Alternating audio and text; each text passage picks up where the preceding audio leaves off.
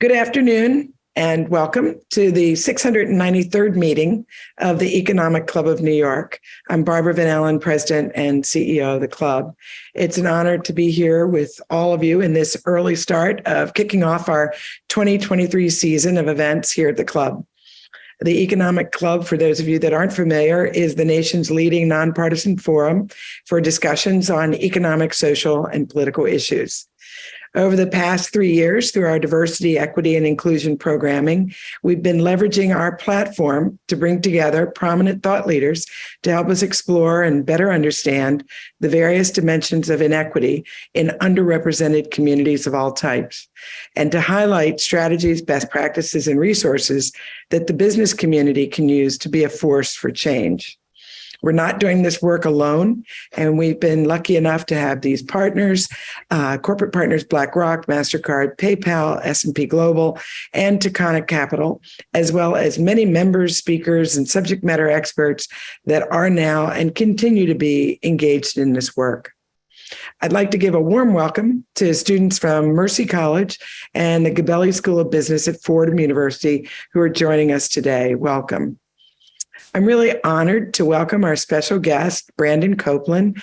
Brandon's a 10-year NFL veteran, an Ivy League professor, a financial education consultant, philanthropist, and real estate developer.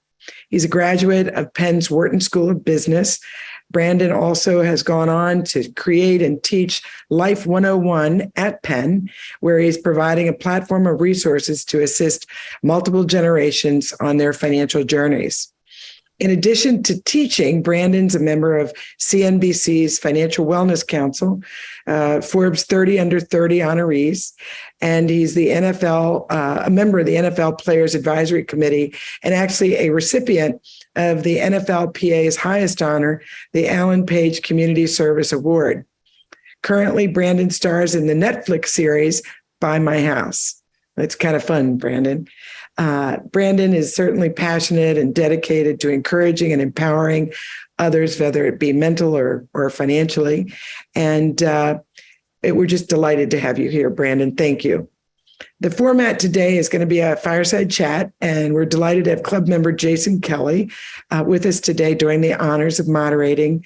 For those of you that don't know it already, Jason's the chief correspondent for Bloomberg Originals, as well as a host and executive producer of Bloomberg Sports, the documentary series.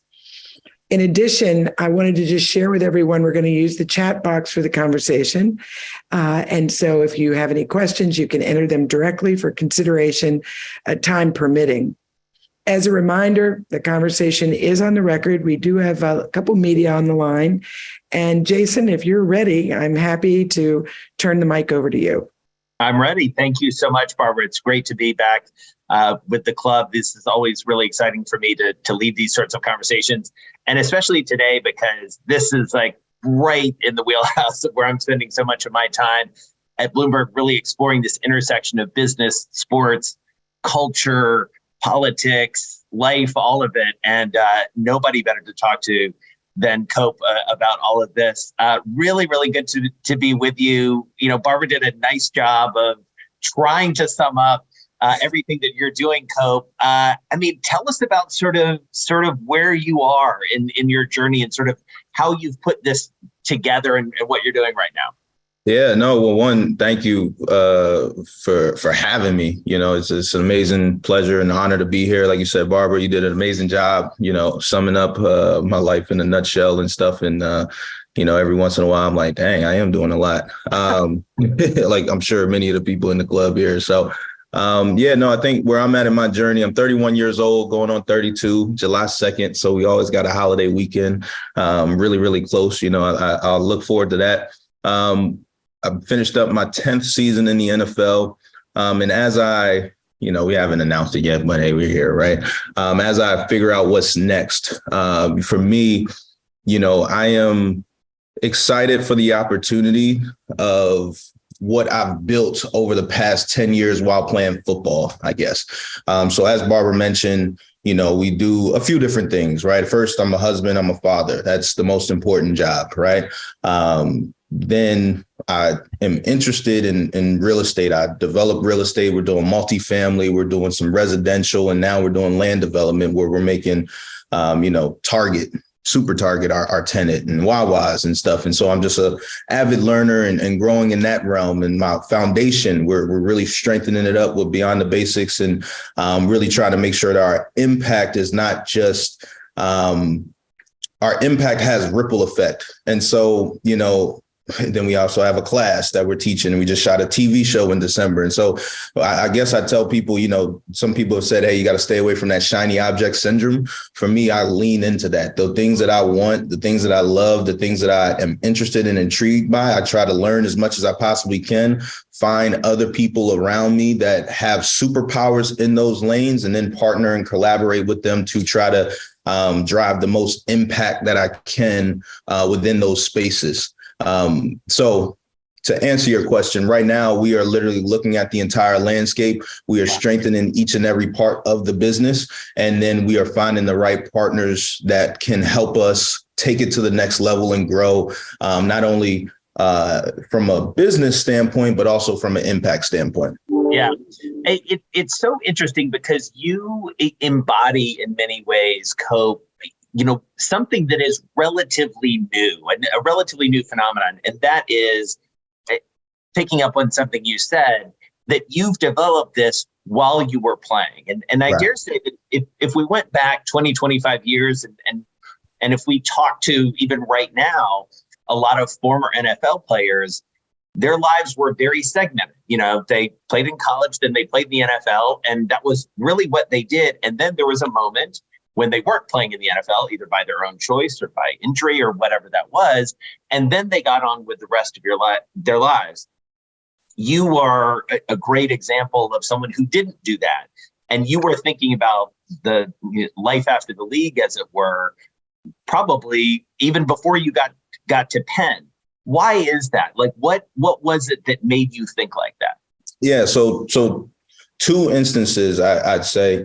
When I was in eighth grade, going into eighth grade, I got recruited to a private high school and to play football. And also I was a really smart kid, no offense, no ego here, but I was pretty, mom would not let me on the football field if I didn't have all A's. So your boy had AIDS, right? And so I remember just going through as the coach was taking me through the school and everything. And one of the things he kept talking about was some of the legends that came through that school.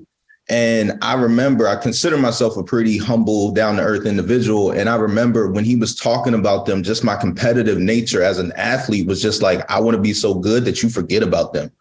And for me, that was my eureka moment of like, okay, well, as good as I want to be on the football field, as great as Michael Jordan, LeBron James were, someday you're going to forget about what they did on the court. Right. When you think about the older Olympians, we might know a name or two in the history books, but you're going to forget about that. But what they're doing off the court, or what you're able to build off the court, and that legacy and that impact is what really stays with people forever. And so for me, that's what I'd rather position myself as, and I'd rather lean into that. Football. And so at that moment, literally football became a means to an end. It was a means to get me into a great school, get a great education, and then, hey, have the opportunity to go to the NFL. It's startup capital. When I came into the NFL, I say it took me a couple of years. I was day trading while playing my first year, which was, it was really, really good at the time until the market went down because of things going on in Greece at the time, 2013. And then that's what made me start to get into real estate. But I guess the more important part of that journey in 2015, the end of 2015, I had a tumultuous first couple of years in the NFL, just not being, hey, you're not good enough. You're this, or that. So I always was focused on, hey, this is not promise. I need to make sure that I can use this as a platform to springboard my life after. In 2015 is when I really became a player in the NFL, where it was, I'm playing on Sundays and you couldn't get rid of me because I played like 7 different positions, At the end of that season, I was driving home, and long story short, in the middle of Ohio, there was like sleet, and I did a 360 on the road. literally a 3-lane highway, 360 on the road. I ricocheted from the left lane all the way on the right lane and ricocheted into the first lane on the right, and a white van went past, and then literally an 18-wheeler. Car shook, everything. And I literally, look at myself and nothing wrong. And I was just like elated. Clearly, I was happy to be alive, right? But more importantly, to me, that was, I don't know what everyone believes, but for me, that was my message from God of like, hey, do it now. Right? Like, you keep telling me you want to start this football camp. You keep telling me you want to help people. You keep telling me you want to do real estate. I will take this away from you like this. And so literally since then, it's just been, hey, if we have a dream, let's go realize it. If we do our due diligence and all of that stuff. And so that's what's kind of helped lead me in these many different directions. And the final thing I'll say too is I always want everything that I do to be real, to be authentic. It's not, right now in the social media age, right? It's so much of, this, and let me tell you about this, and come take my class, and boom, boom, boom, boom. And that's, for some people that works. But for me, I'd rather it, like, I always wanted to make sure everything I do was sustainable and actually, was a real business. And maybe that's the Wharton Business School in me, but yeah, so for me, it was important that I build everything correctly as opposed to just doing things for a headline or for a show. Yeah. So you mentioned Wharton. Let's talk about that, because obviously a combination of football and those straight A's that your mom insisted on get you to Penn and to Wharton, which presumably unlocks a sort of an entirely different thing. You were on a very good football team, I believe. You guys won the Ivy League championship. And at the same time, you're going to a preeminent school. What did you take from there? You mentioned sort of focusing on real businesses, but what are your key memories of being a student there that sort of informed what you were doing after that?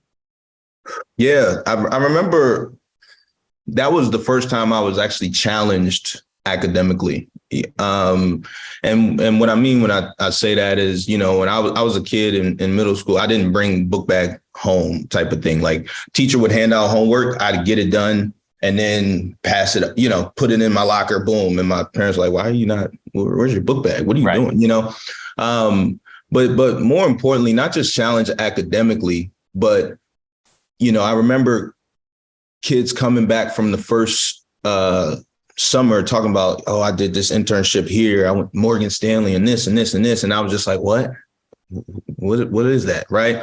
And so that just opened up a whole new world of exposure for me. It put me, it made me compete off the field as much as I was competing on the field to try to be the best I could be. And so, from there, without that type of experience or hearing those types of conversations, I probably would not have tried to get an internship at UBS. I probably would not be in the off seasons understanding, hey, let me go intern at this hedge fund and understand what they do with their money so that I can make sure I do it right with my money, but then also with, whatever we're trying to build in the future. So I think that was the biggest thing, is just taking that competitive spirit. And I will also say this. The other thing was, there was a time where, Penn, it's known for its competitiveness in the classroom because of that curve. I'm sure, some of y'all know about that curve, right? Everybody could get a 99, a 98, and 97, and your 97 could be a D, right? With that curve. And so I remember at one point in time, like, I felt my mind and my spirit going into that realm of competitiveness where I wasn't as open to sharing information with my friends. And I realized I caught myself and I was like, hold on, this is not who I am. This is not who I want to be. So I think that was also extremely important, because as a sophomore in college, I remember going into my internship with UBS in that summer. And I said, listen, if I'm going to do this my way, right? I'm learning, I'm a sponge, but like, I have to be myself. I'm not that shark that's trying to cheat you out of every single crumb or anything like that, right? I think we all can win. And I know that sometimes that might seem counterintuitive to traditional business, but it's just, I'm happy that I got that lesson, because it's been so important to what we've built this far. And so when you get to the league, how do you hang on to that? Because presumably you're coming into locker rooms where, yeah, there are guys like, it's like you think of an Ndamukong Suh or someone like that who's like, he comes in like locked in, he's like talked to Warren Buffett. He's talked to Joe Mowgli. Like he's a real estate guy like you. Like he's a kindred spirit in some ways. Mm-hmm. But then there are other guys who like, they didn't go to Penn. Right. They didn't focus on the sorts of things that you're focused on. So how do you kind of keep that North Star when, you're spending so much time, as you say, just making sure you can play on Sunday? Yeah. Ooh, that's a great question. So one of the things I tell, we do football camps in the summer. We'll do holiday shopping sprees, and a lot of kids will come up and say, hey, I want to be in the NFL. And there might be, just say they're in high school. So I'll say, all right, well, you want to be in the NFL. How many sprints does your team do after practice? Oh, we all do 5. Cool. How many do you do? I do 5 too. That's what coach asked. Oh, okay, cool. Well, I always tell them, I'm like, if your vision for yourself is further than those that are around you, then you better be doing more in order to get there. So when I was at Penn, everyone else would leave the weight room. I was still there, right? Everybody would go on spring break. I'd be there working because my vision, not everybody at Penn is trying to go to the NFL. I can't do what everyone else does to get where I'm trying to go. It took me a few years in the locker room to kind of develop that mindset. But we all have heard the stats, 78% of NFL players going broke. Yeah. All right, well, I'd be a fool to try to keep up with you in your purchases if that's not the vision that I have for myself. Excuse me. So there's so many times where you're just going to be pulled. Man, he just got a new car. My contract is bigger than his. I should be able to do that too. Man, he's flying first class. He's doing this. He's doing that. Right. And I just always kept in my mind that little voice that said, listen, you're not doing this for right now. Mm. And you're not doing this for the show today. You're doing this for forever. And the final thing I'll say is, a lot of us as athletes, not just football players, but a lot of us as athletes, our lives are like this in terms of like the excitement, the purpose, the waking up, just enthused about the day. It's like this, right? You got your college years, and then some of you make it to the NFL and boom, you keep going like this. And then after that, it's I'm at the back of the line. The red carpet isn't there anymore. For me, I was like, I can't have my life after just be like that. So, maybe I paced myself, so to speak, financially, but it was more about how do I build something that, again, we just keep rising. Yeah.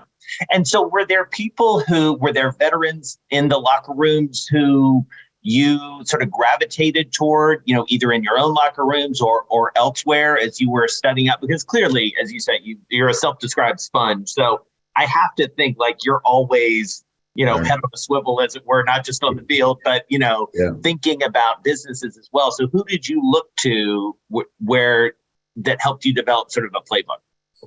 Yeah, so there's multiple people. I think that, so in Detroit, so I played on 6 different teams. It would be 7, but I played for one team twice, Baltimore Ravens in the beginning and this past season with the Baltimore Ravens.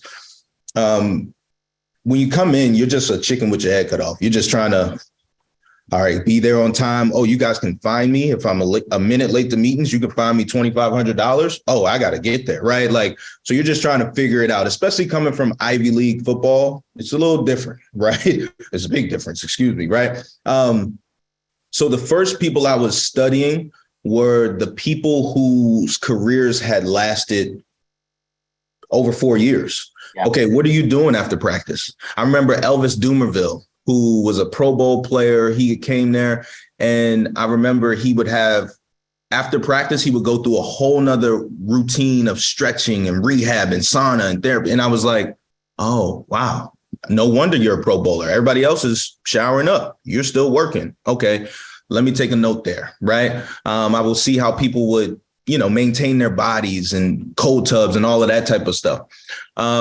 Year 3, remember going to Detroit, and I remember a guy, Glover Quinn, Pro Bowl safety, and he would always get interviews in his locker.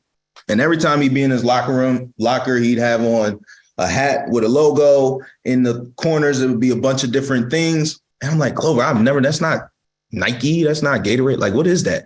He was like, oh, these are all companies I've invested in. Whoa. Wow. Hey, I'm a venture investor. Well, what is venture investor? What is that? Well, yeah, you can buy the stocks when they're public, but if you get to them sooner, then you can have pretty, outsized returns.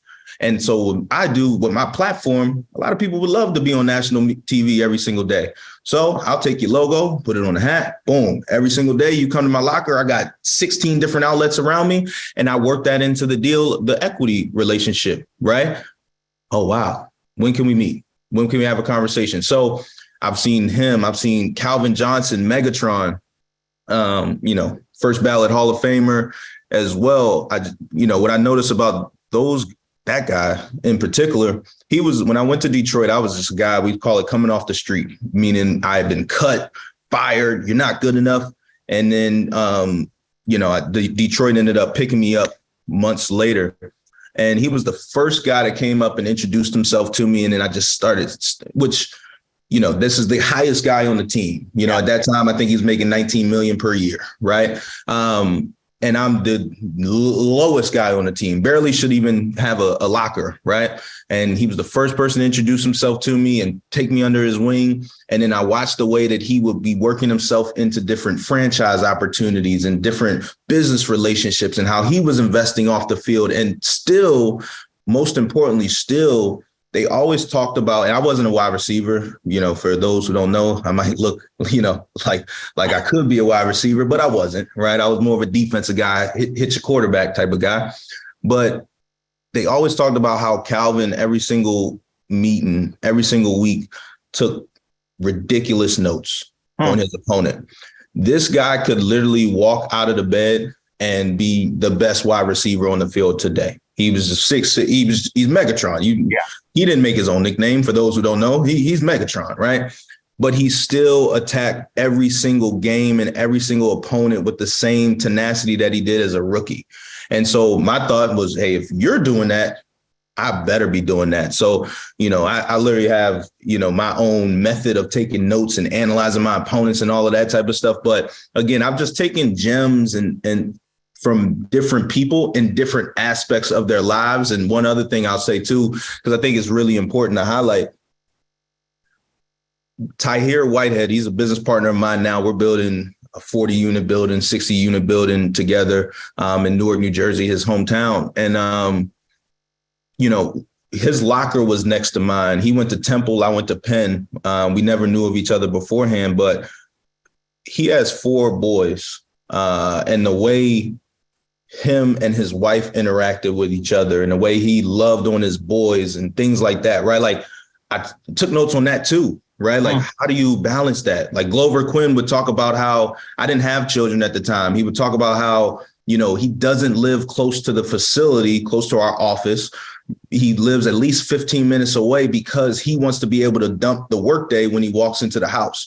He said sometimes he used to, if his ride was close, he might have a bad day of practice, coach getting on him, bad game, whatever. And then now he takes that home and he goes into his kids with that, who they don't know what's going on. You're just a superhero when you walk in the door. Right. And so like little notes like that, I've been trying to just take down to try to bulletproof me, because I know I'm going to make mistakes, but I want to do it my way and as correctly as I possibly can the first time. And so as you're starting to think about business, you had the experience of interning at UBS. So you get exposed to Wall Street. You obviously have the Wharton education. How do you start to winnow down the opportunities that you want to go after? Because real estate comes to the fore, I think, pretty quickly. So how do you land on that? Yeah. So what happened with real estate specifically, but I guess the best way for me to say it is this. What I like to do is I like to get experience and then make a decision. I think that a lot of us as athletes, and just people in general, we just kind of look at what other people have told us is good and we just kind of lean into that. For me, I'm comfortable taking the time to learn it, study it, go take time to be on different people's projects, co-invest with people, in order to get me some reps, right? I understand my 10,000 hours have been spent on the football field. They haven't been spent in a construction project or anything like that. So for me, it's always been important to like go there and see it, because as you know, I won't take his line. As my brother, Stephen Tulloch said, who played 11 years in the NFL, he said, you know, he's trying to hit singles and doubles. Now, I will admit, I'm a risky individual. I like hitting a grand slam all the time, every once in a while, at least. But he said he hit his home run when he played 11 years in the NFL. You know, that's the mindset that I have to have when it comes to the different business opportunities that I'm doing my due diligence on. For me, I like to go experience it. I like to co-invest in order to get a better understanding of the do's, the don'ts, XYZ. At that point, and this is my real estate blueprint specifically, or how we've evolved here. At that point, that's when, you know, the man I am, the person I am, the brain I have kind of takes over. Because for me, you know, let's talk real. Like one of the first people I co-invested with a couple of different real estate partners, one in Maryland, Baltimore, Maryland is where I'm from, one in Detroit, a former player. And as we did those co-investments, the stipulation was, I'm a partner. Like, you have to teach me everything. Like, I want to take videos. I'm going to show up the projects, XYZ. During that process, there were certain things where I was like, well, I would do this differently, or maybe we can put cameras at the house and then you don't have to worry about this problem that you keep having, or maybe we can do this, or maybe, you know.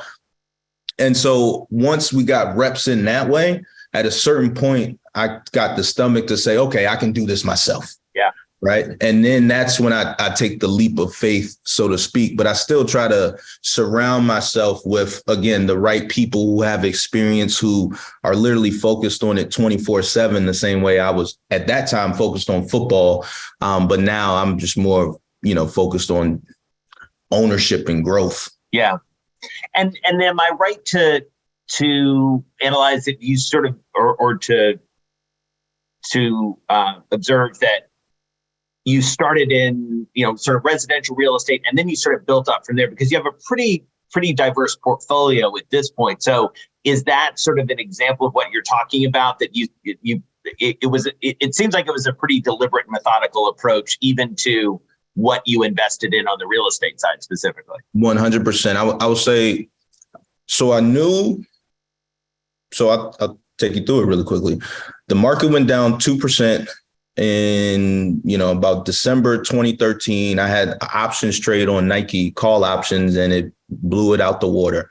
And I remember thinking, okay, well, if I'm going to invest my money, I would love to invest in something where if we do lose money, I can look at myself and say, hey, it's a lot more on me. I can't really control what's happening over in Greece right now, you know? And so got into real estate, but before I wanted to do residential, and I wanted to do rentals, because everybody talks about the passive income stream and the cash flow and asset. And so I said, before I marry a property, let me do flips. I want to start understanding the cost of paint, the cost of carpet, the cost of nails, so that I dove into flips head first, through co-investments. And then eventually I tore my pec, and it sat me out the entire season in 2017. So, you know, that's when I really, really dove in. And when I say dove in, I mean, you know, my wife would come home. We purchased about 5 properties in about a month and a half's time.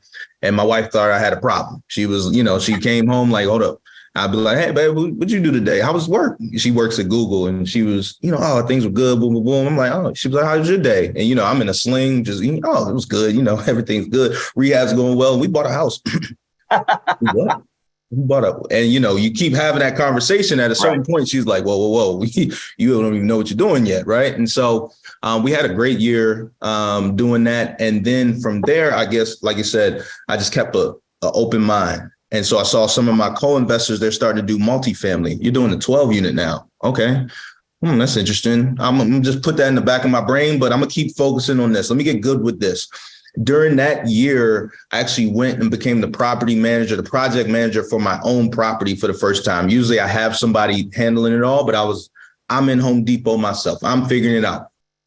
Long story short, we are able to flip all of those projects successfully. And then fast forward years from then, and the business has just evolved in terms of my own wants. Yeah. My own relationship with time and stress and energy. So a 1-unit property just wasn't as attractive, and it wasn't giving me the cash flow that I was really looking for to get to the levels that I'm trying to get to. And so we merged and partnered with a development company, Mid-Atlantic.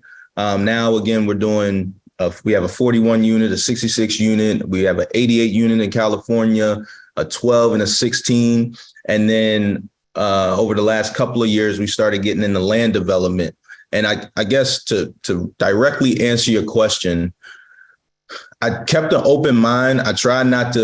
I understand that you're supposed to be niched and you're supposed to focus on one thing and be really, really good at that. But I get more anxious trying to get my brain to focus on one thing. There was one season when I was with the Jets and I tried to come in and not focus on real estate. My whole family was like, just focus on ball.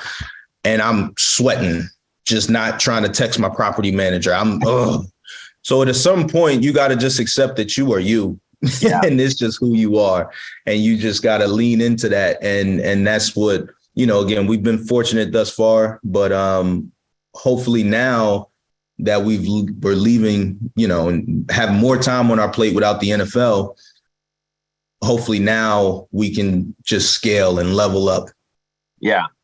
So, especially given that this is the Economics Club of New York, and we love to talk about the economy, let me ask you this: as someone who has a wide and diversified real estate portfolio, geographically and in a number of different sort of sub-asset classes, how are you feeling about the real estate market right now going into 23?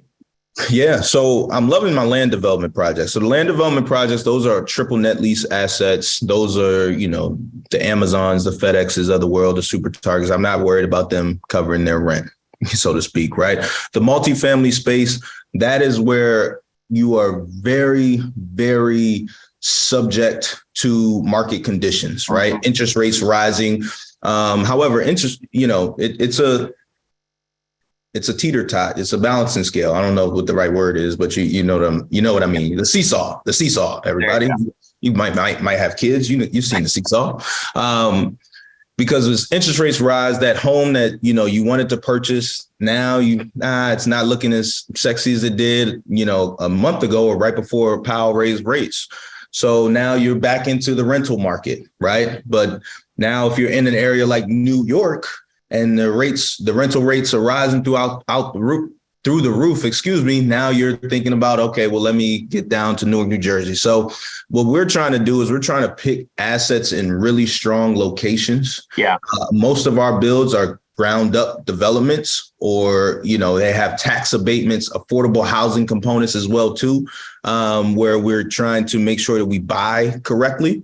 But it is, honestly, as most of us know, right, it is a process. I'm trying to understand how the market, we're constantly trying to pinpoint how the market will react to, obviously, the different levers that the Fed is pulling. Yeah. And really, when it comes to the one thing we're looking at heavily right now is office space. Right. Because we just don't know how, we know that a lot of people are trying to pull people back to the office. We don't know how well that's going to actually work. Yeah. So the businesses and the buildings and the properties we are trying to develop or working with their preferred developers to develop are places where they've shown to be pandemic proof. And that's what the one thing that I would tell people, and I'm sure everybody on the line kind of gets this, is you've been able to see through the pandemic what is a real asset versus what, has some holes that can be punched into it. So I want to lean into those assets specifically, or really I want to lean into owning those buildings. Yeah. I wanted to shift gears, if we could, a little bit, because I have many questions to ask you about sort of the state of the NFL and the state of sort of players' roles in the NFL. Mm-hmm. It has been, probably you have probably lived through one of the most turbulent decades in many ways of the NFL. When you think about player empowerment, you think about Colin Kaepernick, you think about the summer of 2020. You think about what feels like a changing and hopefully for the better and evolving relationship between players in the league, players and teams and team owners. How do you read it as someone who, clearly cares deeply about your fellow players? You've been involved with the Players Association over the years, and as Barbara pointed out, have been, given awards by them. How would you describe sort of the evolution of players and the relative power that they have? Yeah, I think it's amazing to see as a player. I know that there's things that I can talk about. There's things that I can do today. And in the last few years that in 2013, when I came in the NFL, there were people telling me, hey, don't show them that, And so one, as a player, it feels really, really liberating to be able to be who I am and to have a voice on the things that I'm passionate about, the things that I've seen in my life. Right. I think it's a two-headed beast. Can things be better? Always. Right. Can the relationship between team owners and their agenda and players and our agenda be better? Yeah, always. It's never going to be perfect, right? In any business, there's always going to be things that somebody's going to complain about, right? But I think that where we are today is, I don't think you could have dreamed of this 10 years ago. You have players who have their own podcasts. You have players who have their own, business vehicles. You have players that have their own schools, right? And they're now have the ability to use their platform to promote it, push people to it, and really connect and engage with the fans. I think that that's the most important thing, the narrative, right? Having the ability to control your own narrative to a certain extent. Let's give an example. Lamar Jackson, right? 10 years ago,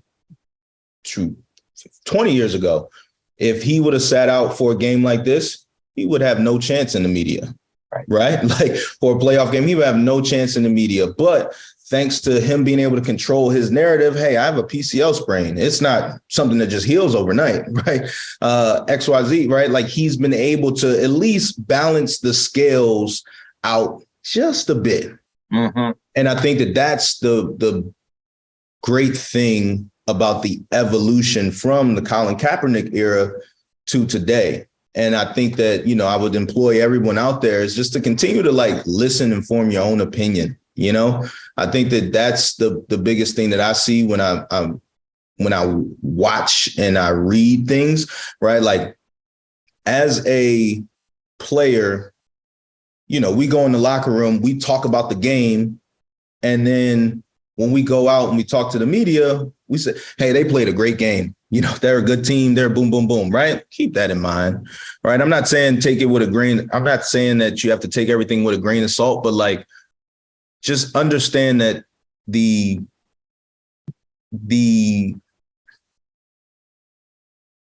understand that there's a lot that goes on behind closed doors. And I'm not just talking about NFL. I'm talking about just sports in general. And there's a lot of things that we have to talk around at times in order to keep the business strong. Sure. And so I think that that's one of the things that I want to, make sure that everybody kind of understands is everybody on here is a bright individual. It's just, take things, inform your own opinion on things, your own research. Don't take every sentence as just complete fact, I guess. Well, building on what you're saying, it did feel like, again, from a viewer's perspective, from an observer's perspective, that Mhm. even the reaction on the field and off and in the days after what happened with Damar Hamlin was different than it would have been 5 years, 10 years ago in terms of players' willingness to show emotion, players' willingness to essentially say, nope, I'm out. I'm not going to do that. We're not going to keep playing because my teammate is hurt. My teammate is going to the hospital. The coaches even feeling empowered to stand alongside players and do that. Is that, again, I'm projecting this as someone who was not on a field or in a locker room ever. Does that jive with what you've seen? Yeah, I think that, like you said, we have more power than we've ever had. Yeah. I think that the conversation between ownership and players is a lot further than it has been in the past, And so, again, my grandfather played in the NFL 1965 through 76. They would have been playing, right? Yeah. He wouldn't have had a choice, right? And so I do applaud the NFL on that regard. I do applaud the NFLPA as well, like us trying to work together to solve these problems and issues. Could it always be better? Sure. Yeah, like I said, but I think that, again, we've definitely taken major strides in the right direction, which I think only continues to, again, push the conversation forward to the things that us as players care about. I know that might seem selfish as a player, but I think that there's been times where, and I might be giving too much now, right? But I think that there's been times in the locker room where there's obviously a disconnect between where we come from, or where the majority of us come from, and the agenda of the team. And now it feels like, hey, we're getting a little closer and saying, hey, how do we impact? Like, I made it here so that I can help my community. How are we doing things that can help my community? And yes, those conversations spark the ability for the game to, quote unquote, end after the Damar Hamlin injury type of thing. Yeah. So we're running out of time. I could talk to you about all of these issues for hours, but I do want to end building on exactly what you said and give you a chance to talk about your financial literacy work, because it does feel like that is of a piece of what you've been talking about, that part of this is using a platform to think about big swing issues like generational wealth and how do you build it, and sort of coming up in a way and giving people the tools that candidly you were given, through your education. So just give us like a minute, if you can, on sort of the work that you're doing there. Yeah. So I tell players this all the time. I had this eureka moment. It's like somebody comes and asks me for $10. I can give you $10. And then a month from now, we haven't really fixed the issue that made you need the $10 in the first place. All right, let me give you another $10. And I can keep doing that, or I can create the solution to try to give you what I've learned / what all these experts have put together over time, so that eventually you don't need to come to me for $10, right? And so for me, that's what we've tried to build through financial education. We want to teach other people how to fish. Yeah. When I came into the NFL, again, everybody wanted to talk to me about my money. Like, listen, I thought I was a pretty decent guy the day before I was in the NFL. When I was not in the NFL, my 401k mattered then too. So we've put together the blueprint so that we can help give people the package so that they can really maximize their lives financially. Learn how to buy a house before you're at the closing table. Learn about your credit score and what goes into it before you look at it and you really need it to purchase that car, right? And so that's what we've done. And we've tried to get that blueprint, not only to players, to college athletes and NIL, but also now we're in high schools and we're trying to continue to go there. So and to go beyond there, So the final thing I'll say, I guess, is just, it's that impact gene, where it's like, you can easily write a check. You can easily just push somebody in, or you can take the time to really give them the knowledge they need to be bulletproof and be successful down the road. All right. Well, I had like 20 other things I wanted to ask you, but I do want to be respectful of people's time. And I know that Barbara runs a tight ship, so I'm going to hand it back over to her with my thanks to you, Cope. It was really fun talking to you. Pleasure was all mine. Thank you. Okay, so no longer am I going to call you Brandon. I'm going to call you Cope. Cope and Jason, thank you. It was just a wonderful conversation and really inspiring, I think, for all of us listening. And we wish you every success going forward.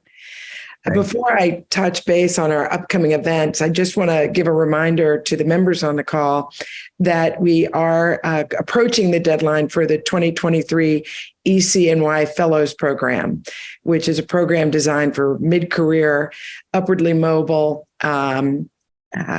professionals that would like to learn more about all the members of our club, the New York Stock Exchange, the Fed, NASDAQ. They do meetings with our members, people like Henry Kissinger and others. So it's a great opportunity, and we do have a limited number of seats, but we do have openings, deadlines approaching. We also now have a digital version of that. And so for the first time, we're recruiting outside the New York metro area for a separate class around the country. And they will learn a lot of the same things that Cope was just saying we all need to learn. Just in terms of the agenda, I want to mention coming up February 1st, we have Bill Dudley and Glenn Hubbard, who will have a discussion on the economy and where they think it's headed. They'll touch on a number of topics, by the way, including the situation with sovereign debt. February 13th, luncheon with Ursula Burns, the chair of Teneo, and you all may well remember her as former CEO of Xerox. She's also a very prominent board member, ExxonMobil, Uber, the Endeavor Group, et cetera. So we look forward to that. March 1st, we have a signature luncheon with the global CEO of L'Oreal, Nicholas Armonius, in conversation with Marie-José Kravis. And that, again, just like the 13th, both of those are in person. March 9th, we'll have our annual Women in Business Conference together with the Council Generals of Canada and France. This will be a morning conference focused on women in business, whether it be accessing corporate boards, C-suite movement, philanthropy. Women are taking on a major role in philanthropy today. That is some new directions. So again, that's that week of at the UN of the Week of the Woman. So we will be having that. And then in the spring, we have 2 additional luncheons planned that I want to share. Jen Easterly, the U.S. Director of the Cybersecurity and Infrastructure Security Agency under Homeland Security, is going to be joining us March the 23rd. And then Lee Ainsley, founder and managing partner of Maverick Capital, will be with us April the 13th. So please mark your calendars, keep track on our agenda. We have many, many more exciting events, including some big ones that are not yet. We're in the process of getting dates. And then finally, we want to be sure to thank those of our 360 members of the Centennial Society joining us today, as their contributions continue to provide the financial backbone of support for the club and all of our programming. So thank you, everyone, for attending, and I wish you a wonderful rest of the day. Take care.